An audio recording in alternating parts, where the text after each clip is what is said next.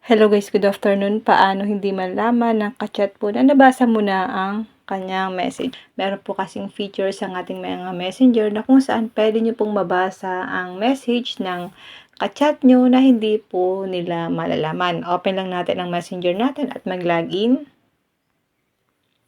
Tap 3 lines. Tap Settings. Tap lang natin ang Privacy and Safety. Scroll down. Dito guys sa baba may nakalagay dyan na what people see.